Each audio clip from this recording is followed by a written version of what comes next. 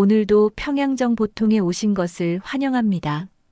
오늘은 김정은 특각에서 능욕당하는 민서현 씨를 지켜보던 김정은의 경호원 박민준 씨의 도움으로 같이 탈북에 성공한 빼어난 미모를 지닌 민서현 씨 이야기입니다.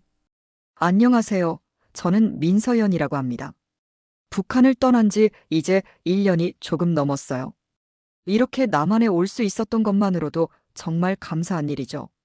하지만 저는 북한에서 정말 끔찍한 일을 겪었어요. 여러분이 상상도 못할 그런 일들 말입니다. 북한 최고 지도자에게 직접 호출을 받은 적이 있었으니까요.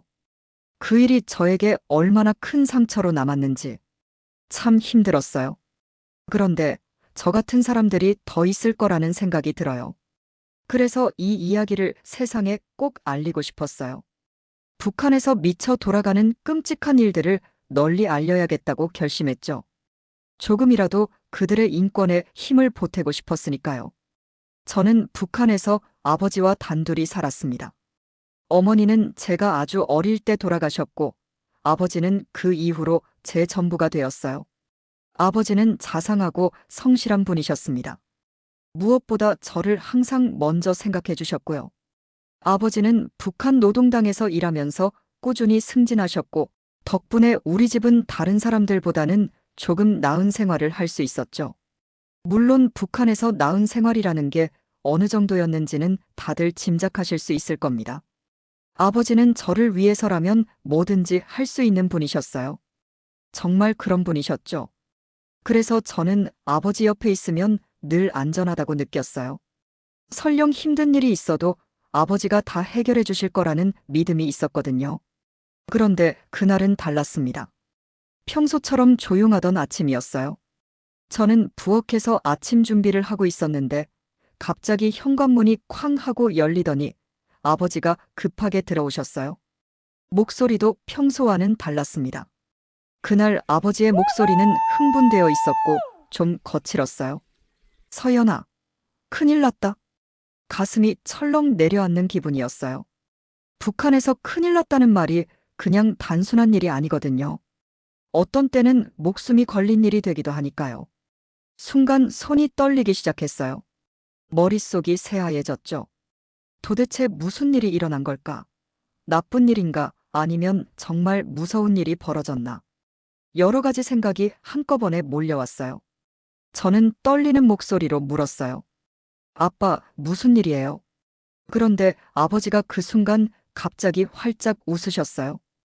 그 환한 미소를 본 게 얼마 만이었는지 기억도 나지 않아요. 아버지가 그렇게 웃으시다니 처음엔 너무 놀랐어요. 그리고 아버지는 기쁜 목소리로 외치셨어요. 놀랬지? 서연아, 아빠가 승진했어. 드디어 고위 간부가 됐단다. 그 순간 저는 기쁨과 안도감을 동시에 느꼈어요. 너무 놀라기도 했지만요.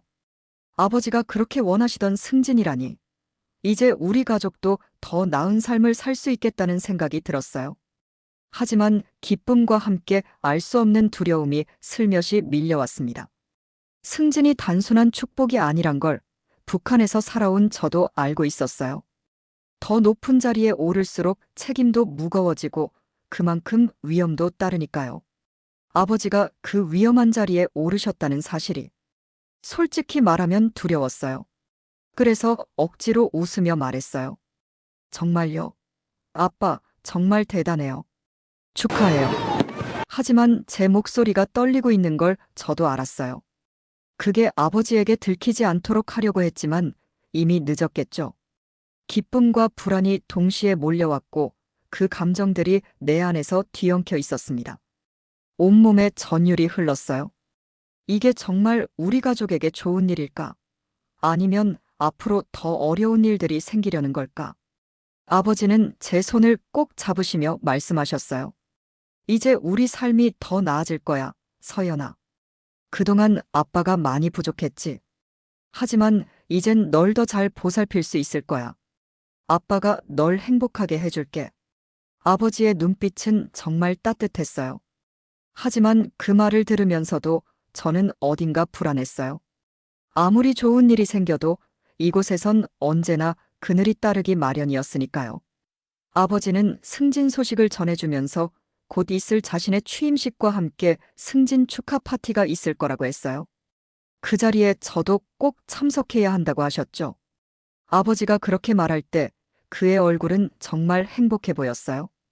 아버지와 함께 그런 자리에 갈 수 있다는 게 저도 처음에는 좋았어요. 그때까지는 단순히 기뻐하고 있었죠. 아버지를 자랑스럽게 생각했으니까요. 하지만 지금 생각해보면 저는 그 자리에 가지 말았어야 했습니다. 그때는 아무것도 몰랐어요. 정말 아무것도요.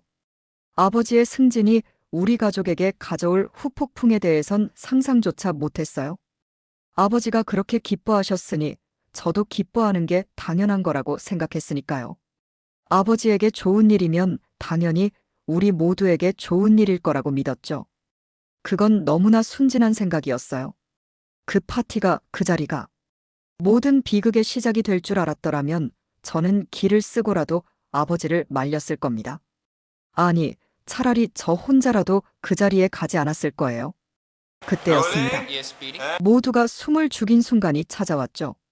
한순간에 공기가 무겁게 가라앉았어요. 그러다 마침내 김정은이 등장했습니다. 순간 모든 시선이 일제히 그에게로 향했어요. 저도 마찬가지였죠. 몸이 그대로 굳어버렸어요.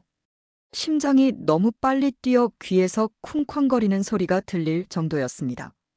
아마 모두가 저와 비슷한 감정을 느끼고 있었을 겁니다. 그 사람의 존재감은 그 자리에 있던 모든 이의 공기를 바꿔버렸어요. 김정은은 천천히 아버지에게 다가왔어요. 축하의 말을 건네는 그의 목소리는 나지막했지만 그 존재만으로도 사람을 압도했죠. 저는 그저 옆에서 공손히 고개를 숙이고 있었어요. 아버지는 자신이 최고 지도자에게서 직접 축하를 받는 순간에 감격한 듯 보였고 눈가가 약간 붉어지기까지 했습니다. 아버지가 그토록 원하던 인정의 순간이었으니 그 마음을 이해할 수는 있었어요. 하지만 저는 그 순간조차 온전히 느끼지 못했어요. 마음속에는 단 하나의 생각만이 맴돌고 있었거든요. 실수하지 말자. 실수하지 말자. 계속해서 속으로 중얼거렸어요. 혹시라도 내가 잘못하면 아버지에게 어떤 일이 일어날지 모르니까요. 그저 이 순간이 무사히 지나가기만을 바랐습니다. 하지만 그때 갑자기 김정은의 시선이 저에게로 향했어요. 우리의 눈이 마주쳤을 때 순간 숨이 멎는 듯한 느낌이 들었습니다. 온몸이 얼어붙는 것 같았어요. 그의 눈빛에는 뭔가 설명할 수 없는 차갑고 날카로운 무언가가 있었습니다. 그가 입가에 살짝 미소를 띄었지만 그 미소는 오히려 저를 더 불안하게 만들었어요. 그 순간 등줄기로 식은땀이 흘렀어요. 심장은 점점 더 빠르게 뛰기 시작했고 손은 차갑게 식었죠. 다리가 후들거려 그 자리에서 그대로 쓰러질 것만 같았습니다. 하지만 저는 최대한 평정을 유지하려 했습니다. 아버지의 중요한 순간을 망칠 수는 없었으니까요. 그래서 입가에 미소를 유지한 채 고개를 조금 더 숙였어요. 아무 일도 없던 것처럼 보이길 바랐습니다. 마치 제가 투명인간인 것처럼 그의 시선에서 벗어나길 간절히 원했어요. 그렇게 시간이 흘러 파티가 끝났고 우리는 집으로 돌아왔습니다. 아버지는 여전히 흥분된 목소리로 미래에 대한 계획을 이야기하셨어요. 새로운 직책에서 어떤 일을 하게 될지, 앞으로 우리 가족의 생활이 어떻게 더 나아질지 말이죠. 그는 이미 더 나은 미래를 그리고 있었고 자신이 이룬 성취에 가슴이 벅차 있는 것 같았어요. 하지만 나는 그의 말을 제대로 듣지 못했습니다. 아버지의 목소리가 저에게는 멀게만 들렸고 김정은과 눈이 마주쳤던 그 순간이 머릿속에서 지워지지 않았어요. 그의 차가운 눈빛과 얕은 미소, 그리고 그 짧은 순간에 느낀 공포가 계속해서 나를 짓눌렀습니다. 마치 내가 어떤 커다란 위험 앞에 서 있는 것 같았어요. 그날 이후로 뭔가 나쁜 일이 일어날 것 같은 불길한 예감이 사라지지 않았습니다. 그리고 저는 그날의 만남이 우리 가족에게 어떤 비극의 시작이었는지 점점 깨닫기 시작했죠. 그날 또한 평소와 다름없는 아침이었어요. 아버지는 여느 때처럼 출근하셨고 저는 집안일을 하고 있었습니다. 특별할 것 없는 평범한 하루라고 생각했죠. 그런데 갑자기 초인종 소리가 들렸어요. 누구지? 하고 의아해하며 문으로 향했습니다. 문을 열어보니 낯선 남자가 서 있더군요. 깔끔한 정장에 단정한 머리, 그리고 날카로운 눈빛. 한눈에 보기에도 평범한 사람은 아닌 것 같았어요. 그는 공손하게 고개를 숙이며 말했습니다. 안녕하십니까? 민서연 동지 지도자님께서 귀하를 뵙고 싶어 하십니다. 그 순간 머릿속이 하얘졌습니다. 심장이 멎는 것처럼 느껴졌죠. 김정은이 나를 부른다고.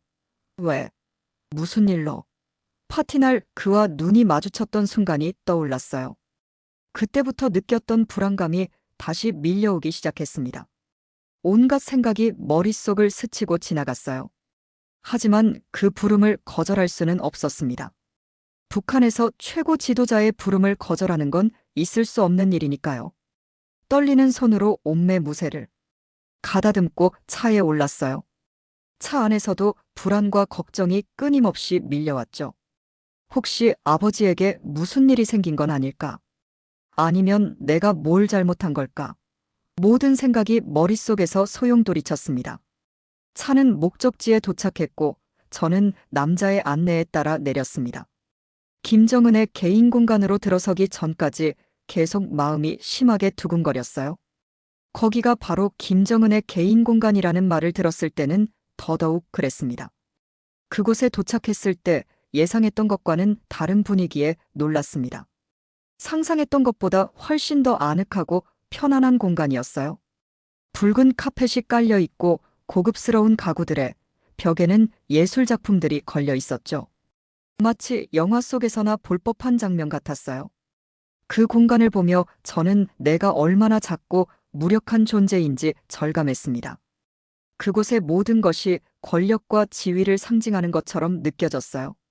김정은은 부드러운 미소를 띠며 저를 맞이했습니다. 앉으시게, 민서연 동지. 차 한잔하면서 이야기 나누자고. 그의 목소리는 예상보다 따뜻했지만 그 온화함이 오히려 더 긴장을 불러일으켰습니다. 저는 조심스럽게 미소를 지으며 소파에 앉았고 차를 한 모금 마셨습니다. 주변을 살피며 그 공간의 모든 것이 나와는 너무 다른 세계라는 걸 다시 한번 느꼈어요. 한쪽에는 커다란 책장이 있었고 다른 한쪽에는 대형 스크린이 설치되어 있었죠. 그 모든 것들이 권력의 상징처럼 보였습니다. 차를 마시며 우리는 겉으로는 평범한 대화를 나눴습니다. 그는 아버지의 일에 대해 그리고 제 일상에 대해 물었죠. 하지만 저는 긴장을 풀 수 없었어요. 한마디 한마디를 조심스럽게 내뱉으며 그의 반응에 신경을 곤두세웠습니다. 대화는 평범해 보였지만 속으론 한 가지 생각만 계속 맴돌고 있었습니다. 대체 왜 나를 여기에 부른 걸까? 그러던 중 김정은은 아버지 이야기를 꺼냈습니다. 민서연 동지의 아버지는 참 유능한 사람이야.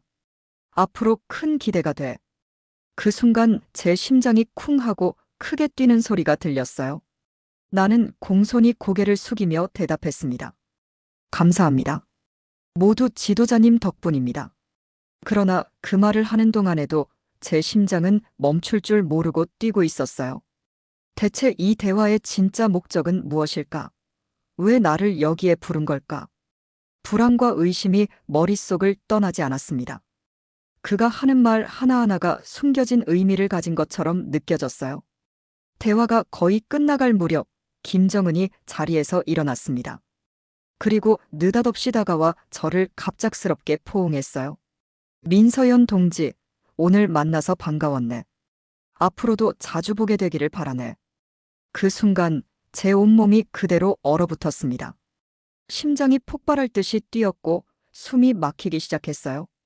그 포옹은 표면적으로는 친근함의 표시였겠지만 저는 극도의 불편함을 느꼈습니다. 너무 꽉 끌어안아 숨이 턱 막히는 느낌이었고 그의 숨결이 제 귀에 너무 생생하게 닿았거든요. 그건 단순한 작별 인사라고 하기엔 너무 이상했어요. 그 순간 불길한 예감이 밀려왔습니다. 그의 눈빛에서 본 그 설명할 수 없는 감정. 그리고 그 갑작스러운 포옹. 모든 것이 하나같이 불안하게 다가왔습니다. 포옹에서 겨우 벗어나 그를 바라봤을 때 그의 눈에서 무언가 위험한 것을 보았어요. 그걸 딱히 뭐라고 설명해야 할지 모르겠지만 그 눈빛은 저를 완전히 겁에 질리게 만들었어요. 집에 돌아와서도 그 생각이 머릿속을 떠나지 않았습니다. 아버지에게 말해야 할까? 아니면 그냥 아무 일 없었던 것처럼 넘겨야 할까? 아버지에게 걱정을 끼치고 싶지 않았어요. 이제 막 새로운 직책에 오른 아버지에게 불필요한 짐을 지우고 싶지 않았습니다. 하지만 그날의 일은 마음에 큰 충격으로 남아 있었고 불안은 쉽게 가라앉지 않았어요. 저는 그 눈빛과 그날의 불쾌한 포옹이 앞으로 우리 가족에게 다가올 큰 위기의 징조가 될지도 모른다는 생각을 지울 수 없었습니다. 그저 이번 일은 나만 입 다물고 있으면 끝날 거라고 생각했어요. 아버지를 위해, 우리 가족을 위해 침묵해야 한다고 생각했죠. 그래서 그날 이후로는 아무 일도 없었던 것처럼 그냥 가정에 더 충실해야겠다고 다짐했어요. 하지만 그건 나 혼자만의 착각이었어요. 그 일이 끝이 아니었기 때문이죠. 첫 만남이 있고 일주일쯤 지났을 때였어요. 평화로운 아침이었고 아버지는 출근하셨고 나는 집에서 혼자였어요. 그런데 그 익숙한 초인종 소리가 다시 울렸습니다. 그 소리를 듣는 순간 온몸에 피가 얼어붙는 것 같았어요. 떨리는 손으로 문을 열었죠. 그리고 지난번과 같은 남자가 서 있었습니다. 한치의 틀림도 없이 같은 얼굴로 그는 냉정하게 말했어요. 민서연 동지 지도자님께서 다시 귀하를 부르십니다. 그 말을 듣는 순간 머릿속이 하얗게 변해버렸어요. 심장이 터질 듯이 뛰었고 도망가고 싶다는 생각이 간절해졌어요. 하지만 현실을 부정할 수 없었어요. 거부할 수 없는 부름이라는 걸 너무나 잘 알고 있었죠. 목구멍까지 차오른 말은 그저 속으로 삼켜버렸습니다. 제발, 제발 이러지 말아주세요. 나를 내버려둬요. 그렇게 외치고 싶었지만 목소리는 나오지 않았어요. 결국 나는 또다시 그 차에 올라탈 수밖에 없었어요. 차 안에서는 손이 떨려서 주먹을 꽉 쥐고 있었어요. 아버지가 알면 어떻게 될까? 혹시 이번엔 나에게 무슨 일이 벌어질까? 불안과 두려움 속에서 목적지에 도착했을 때 모든 것이 마치 악몽 같았어요. 김정은의 개인 공간에 다시 들어섰을 때 그는 전과 다름없이 부드럽게 나를 맞이했어요. 민서연 동지, 오랜만이군. 잘 지냈나? 그의 목소리는 여전히 따뜻하게 들렸지만 그 안에 숨겨진 차가운 위험을 나는 분명히 느꼈어요. 그날도 우리는 보기엔 평범한 대화를 나누었어요. 날씨에 대한 이야기, 북한의 발전상, 그리고 내 가족에 대한 이야기들. 하지만 시간이 지날수록 그는 나에게 더 친밀하게 다가왔어요. 그의 손이 어깨나 팔을 스치듯이 닿을 때마다 내 몸은 얼어붙는 것 같았어요. 온몸에 소름이 돋고 심장이 쿵쾅거렸죠. 그러던 어느 순간 그가 내 손을 꽉 잡더니 말했다. 민서연 동지, 당신은 참 매력적인 여성이야. 그 순간 나는 숨이 막혀버렸어요. 마치 누군가가 내 목을 조르는 것 같았어요. 그의 손에서 전해지는 열기와 차가운 눈빛이 섞여 내 안에서 모든 것이 무너지는 소리가 들렸어요. 리설주나 현송월, 당신에 비하면 아무것도 아니야. 그는 그런 말까지 하며 내 손을 더 세게 움켜쥐었어요. 그가 갑자기 다가와 나를 안았을 때 나는 무력하게 굳어버렸어요. 너무나 두려웠고 아무것도 할 수 없었어요. 내 몸은 마치 그 순간에 멈춰버린 것처럼 움직이지 않았어요. 그러더니 갑자기 내 입에 그의 입이 닿았어요. 나는 너무 놀라 입을 꼭 다물고 눈을 꽉 감았어요. 온몸이 덜덜 떨리고 있었어요. 그러나 그는 냉정한 목소리로 한마디 했죠. 벌려. 그 말이 내 귓가에 울릴 때 나는 어쩔 수 없이 입을 열었고 그는 거칠게 나를 키스하기 시작했어요. 숨도 제대로 쉴 수 없을 만큼 격렬했어요. 너무 무서워서 눈물이 날 것만 같았어요. 하지만 그는 내 공포 따위는 아랑곳하지 않았죠. 내 옷을 하나씩 벗기려고 했어요. 나는 저도 모르게 저항하며 옷을 여미려 했지만 그는 내 손을 억세게 눌러 움직일 수 없게 만들었어요. 결국 내 상의가 벗겨지고 나는 수치심과 공포에 눈물을 흘렸어요.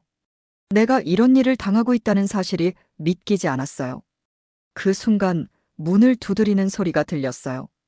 김정은은 내 손을 놓더니 젠틀한 말투로 말했죠. 오늘은 여기까지 하자. 다음에 또 보자, 민서연 동지. 나는 재빨리 옷을 주워 입고 그 자리를 빠져나왔어요. 문을 나서는 순간 숨이 막혔다가 간신히 숨을 쉴 수 있었어요. 차에 오르자마자 눈물이 터져 나왔어요. 집으로 돌아오는 길 내내 울었어요. 수치심, 두려움, 무력감이 나를 짓눌렀죠.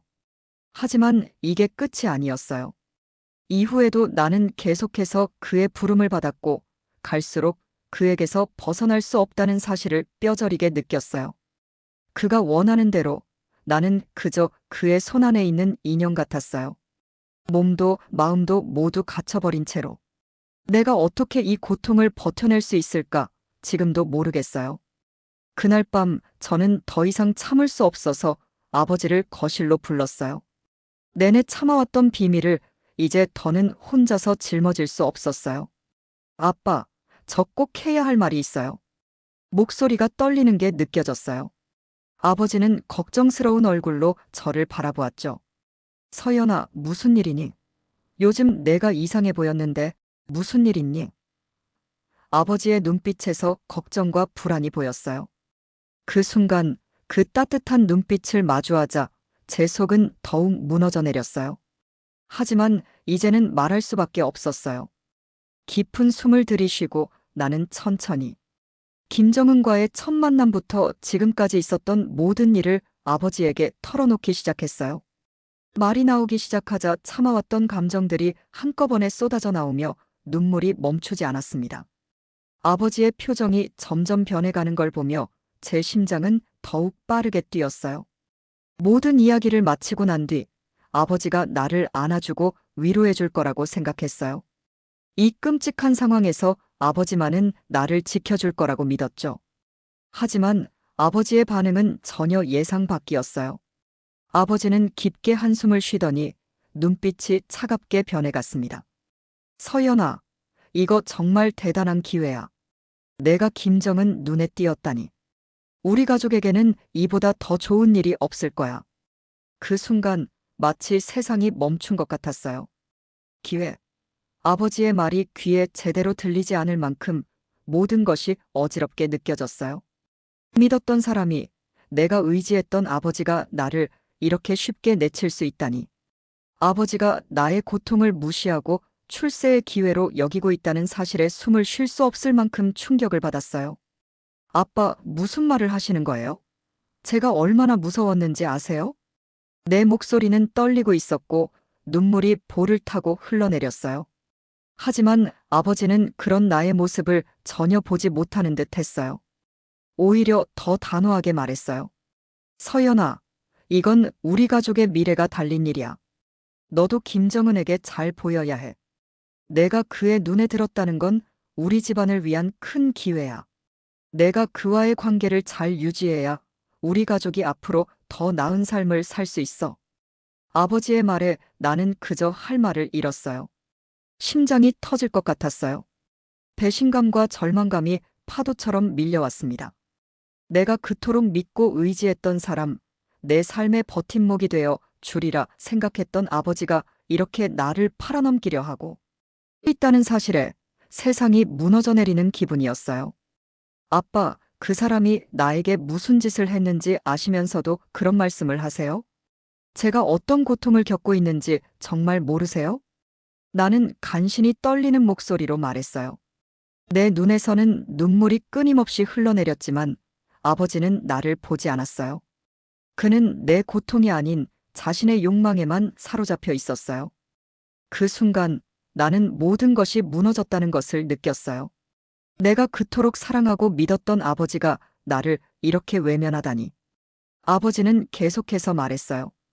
서연아, 지도자님께 잘 보이기만 하면 우리 집안은 더 높은 자리에 오를 수 있어. 너만 잘하면 돼. 이건 내가 감당해야 할 일이야. 내가 버텨야 해. 내가 견디면 우리 가족이 더 잘 살 수 있어. 그 말은 나를 완전히 절망으로 몰아넣었어요. 내가 감당해야 할 일? 내가 견디면 된다고. 아버지에게 나는 그저 출세의 도구에 불과했단 말인가. 그의 눈빛은 내가 알던 그 따뜻하고 자상한 아버지의 눈빛이 아니었어요. 그의 말 한마디 한마디가 나를 짓눌렀고 더 이상 숨을 쉴 수 없을 것 같았어요. 아빠, 제발요. 저를 이렇게 팔아넘기지 말아주세요. 저는 그저 평범하게 살고 싶을 뿐이에요. 나는 속으로 비명을 지르고 있었지만 그 말은 목구멍에서만 맴돌고 결국 밖으로 나오지 않았어요. 아버지는 나를 걱정하는 대신 오히려 고급 옷을 사주겠다며 지도자에게 더 잘 보일 방법을 생각하고 있었어요. 그 순간 나는 깨달았어요. 이제 내가 혼자라는 걸. 나를 지켜줄 사람은 더 이상 없다는 걸. 그날 이후로 매일 아침 나는 거울 앞에 서서 옷매무새를 가다듬어야만 했어요. 혹시 오늘 또 김정은이 나를 부를지 모른다는 생각에 항상 긴장하며 하루를 시작해야 했죠. 머리카락 하나, 화장 하나까지도 신경 써야만 했어요. 내 모습이 조금이라도 마음에 들지 않으면 아버지가 화를 낼까봐 두려웠죠. 서연아, 오늘은 어때? 괜찮니? 아버지가 내 뒤에서 물을 때마다 그의 목소리엔 기대감이 가득 담겨 있었어요. 나는 그 물음이 점점 더 견디기 어려워졌어요. 속으로 비명을 지르고 싶었지만 겉으로는 억지 미소를 지으며 대답했어요. 네, 괜찮아요. 좋아. 오늘 혹시 지도자님을 만나면 잘해드려야 해. 우리 가족의 미래가 달려있는 일이야. 그 순간 나는 속으로 절규했어요. 왜 나를 팔아넘기려고 하는 거야? 왜 내가 이렇게까지 해야 해? 그는 내 고통 따윈 신경 쓰지 않았어요. 그저 우리 가족이 출세하기만을 바랄 뿐이었죠.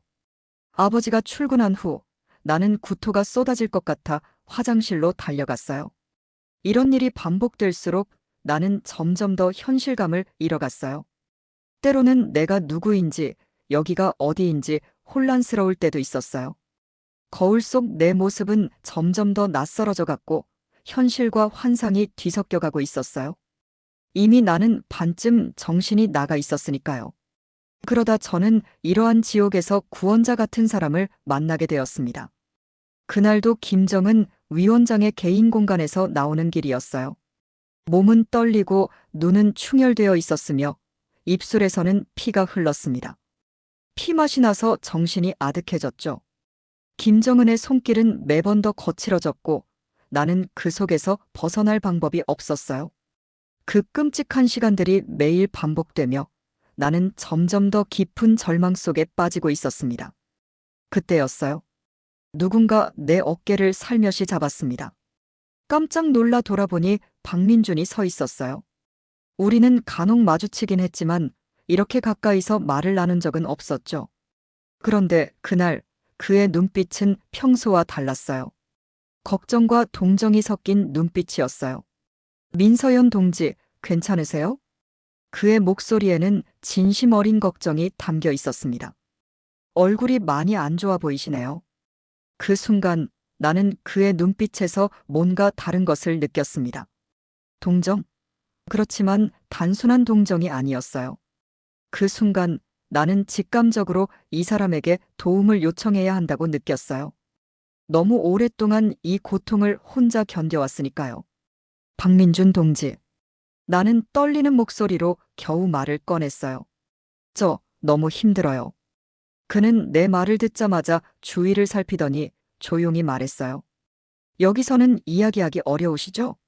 좀 더 조용한 곳으로 가시죠. 우리는 근처의 인적이 드문 공원으로 가서 벤치에 앉았어요. 차가운 바람이 부는 그곳에서 나는 그동안 쌓여온 고통을 모두 쏟아내기 시작했어요. 떨리는 목소리로 내가 겪고 있는 끔찍한 현실을 털어놓았습니다. 김정은의 소나기에서 벗어날 수 없다는 사실이 얼마나 나를 짓누르고 있는지, 매일 밤마다 고통 속에서 살아가고 있다는 걸 모두 이야기했어요. 말을 하면서 눈물이 멈추질 않았습니다. 드디어 누군가에게 내 고통을 털어놓을 수 있다는 안도감 때문인지 아니면 이제야 내가 구원을 받을 수 있지 않을까 하는 작은 희망 때문인지 모르겠어요. 그저 끝없이 울었어요. 민준 씨의 표정은 점점 굳어져 갔습니다. 그의 얼굴이 굳어가는 것을 보며 나는 심장이 미친 듯이 뛰었어요. 내가 실수한 걸까? 이 사람도 나를 무시하거나 외면할까? 하지만 내 걱정과는 달리 민준 씨는 깊은 한숨을 내쉬더니 조용히 입을 열었어요. 서연 동지, 사실 저도 이런 고통을 너무나 잘 압니다. 그의 목소리에는 슬픔이 가득했어요. 사실 저에게는 여동생이 있었습니다. 그녀도 당신처럼 김정은의 눈에 띄어 끌려갔습니다. 그 후 그녀는 더 이상 그 고통을 견디지 못하고 자살했어요. 그의 말이 내 머릿속을 맴돌며 가슴을 조여왔어요. 그 역시 나와 같은 고통을 겪었던 사람인 거였죠. 그의 여동생이 겪었던 일과 내가 겪고 있는 일이 너무나 닮아 있었어요. 민준 씨의 눈에 깃든 깊은 슬픔을 보면서 나는 그가 왜 나에게 이렇게 따뜻하게 대해주는지 이해할 수 있었어요. 당신이 김정은의 공간에서 나오는 걸 볼 때마다 저는 여동생이 떠올랐습니다. 그때마다 내가 왜 그때 그녀를 구하지 못했을까 하는 후회가 가슴속에서 날카로운 칼처럼 저를 찔렀어요.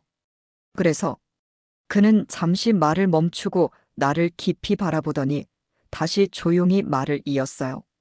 당신만 괜찮다면 이제라도 당신을 도와드리고 싶습니다.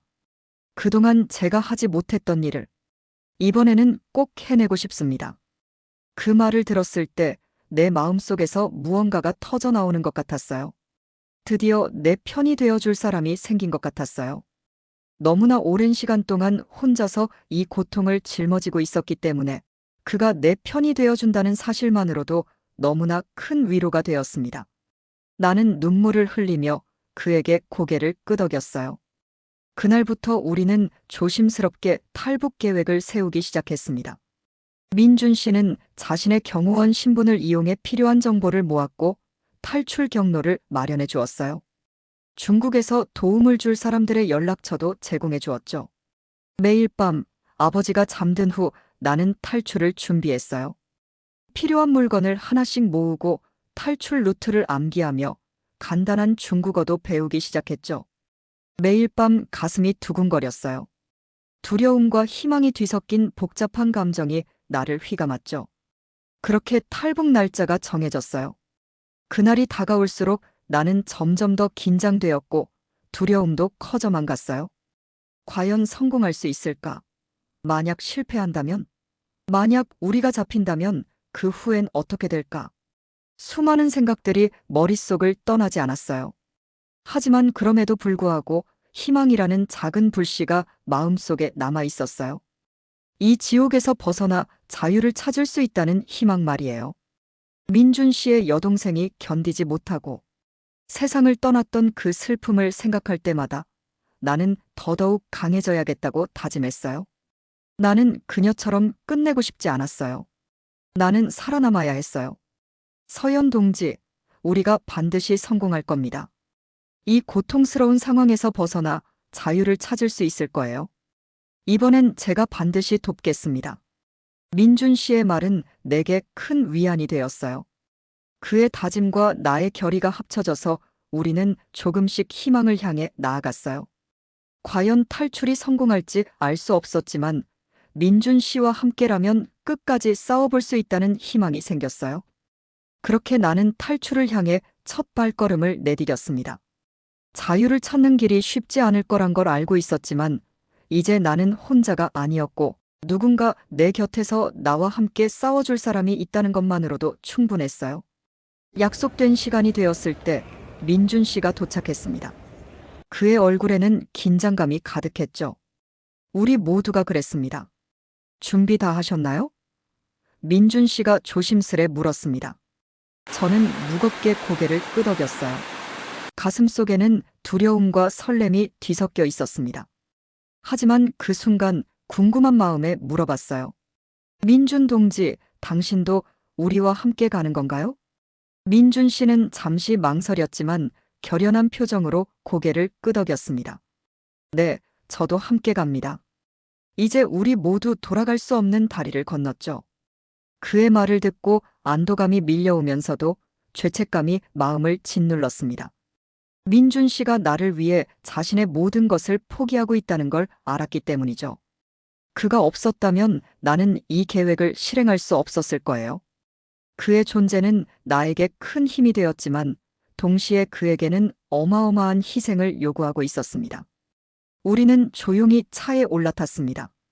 마지막으로 집을 돌아보며 그동안의 기억들이 스쳐 지나갔어요.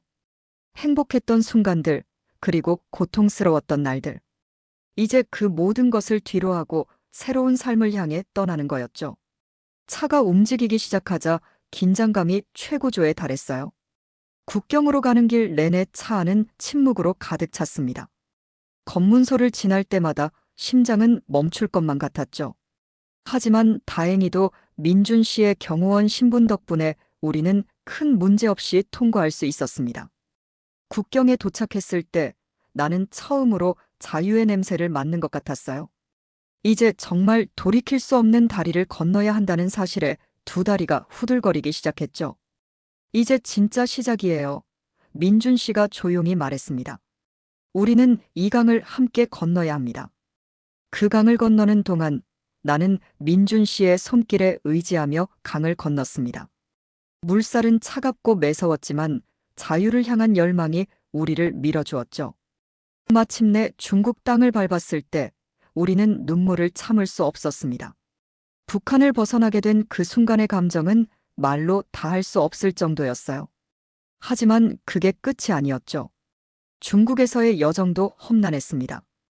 우리는 계속해서 숨어다니며 매 순간 붙잡힐 두려움 속에서 살아야 했어요.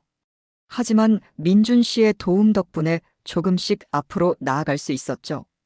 그렇게 라오스와 태국을 거쳐 마침내 한국에 도착했을 때 우리는 처음으로 진짜 자유를 얻었다는 것을 느꼈습니다. 눈물이 왈칵 쏟아졌어요. 한참을 그렇게 얼개를 들썩이며 오열을 하고 나니 그동안의 고통과 두려움, 긴장이 한꺼번에 해소되는 듯했죠. 그러나 새로운 환경에 적응하는 것은 결코 쉬운 일이 아니었습니다. 언어도 문화도 모든 것이 낯설고 어렵게만 느껴졌어요. 매일이 도전의 연속이었죠. 처음에는 작은 일조차도 버거웠지만 그럼에도 불구하고 우리는 희망을 놓지 않았습니다. 이곳에서는 적어도 우리가 원하는 대로 살 수 있다는 자유가 있었으니까요. 더 이상 누군가의 소유물이 아닌 한 인간으로서 존중받을 수 있다는 것만으로도 큰 위안이 되었어요. 시간이 지나면서 우리는 점점 더 안정을 찾아갔습니다. 민준 씨는 그의 경호원 경험을 살려 직장을 구했고 저도 작은 일자리에서부터 시작했어요. 우리 삶은 천천히 그러나 확실하게 나아가고 있었습니다. 그러던 어느 날 민준 씨가 조심스럽게 제게 말했어요. 서연 동지 아니 서연 씨. 우리 이제 이곳에서 새로운 출발을 할 수 있지 않을까요? 저는 그의 눈빛에서 무언가 특별한 결단을 느꼈습니다. 처음에는 조금 당황했지만 마음 한구석에선 이미 그가 어떤 말을 꺼낼지 알고 있었던 것 같아요. 그는 나를 곧게 바라보며 말을 이어갔어요. 우리 결혼합시다. 이제는 진짜 가족이 되고 싶어요. 이곳에서 새로운 삶을 함께 시작하고 싶습니다. 그 순간 감정이 북받쳐 올랐어요. 북한에서의 고통스러운 날들과 그로부터 벗어나기 위해 싸웠던 모든 순간들이 한꺼번에 떠올랐죠. 그리고 민준 씨가 나를 위해 얼마나 많은 것을 희생하고 함께 해주었는지 생각하니 눈물이 났어요. 민준 씨, 나도 그러고 싶어요. 우리는 서로를 바라보며 웃었어요. 남한에서의 결혼, 그리고 새로운 출발. 그것은 진정한 자유를 얻고 우리가 선택한 삶을 사는 첫걸음이었죠. 결혼식을 준비하는 동안 우리는 과거의 상처와 고통을 조금씩 털어내고 있었습니다. 물론 모든 것이 완전히 사라지진 않았어요. 북한에서의 기억은 아직도 가끔씩 악몽으로 다가오고 그 시절의 상처는 여전히 남아있지만 이제는 서로에게 의지하며 새로운 미래를 그릴 수 있다는 사실이 우리를 지탱해주고 있었어요. 결혼식 날이 다가올수록 저는 두근거림과 설렘을 느꼈어요. 북한에서는 상상도 할 수 없었던 삶이었죠. 누군가의 소유물로 사는 삶에서 벗어나 내가 선택한 사람과 함께 새로운 길을 걷는 삶. 이것이야말로 내가 꿈꿔온 자유였습니다. 우리는 함께 세상을 향해 나아가기로 했습니다. 우리의 이야기는 여기서 끝나는 게 아니에요. 이제 막 새로운 시작을 준비하고 있는 거니까요. 결혼식 이후에도 우리 앞에 어떤 일이 기다리고 있을지 모르지만 한 가지는 분명해요. 이제 우리는 자유로운 사람들로서 우리의 삶을 선택할 수 있다는 것. 그리고 그것만으로도 충분히 행복합니다. 우리의 결혼을 축복해 주세요. 평양정보통은 두 분의 행복한 결혼을 응원합니다. 행복하세요. 영상이 좋으셨다면 구독과 좋아요 눌러주세요.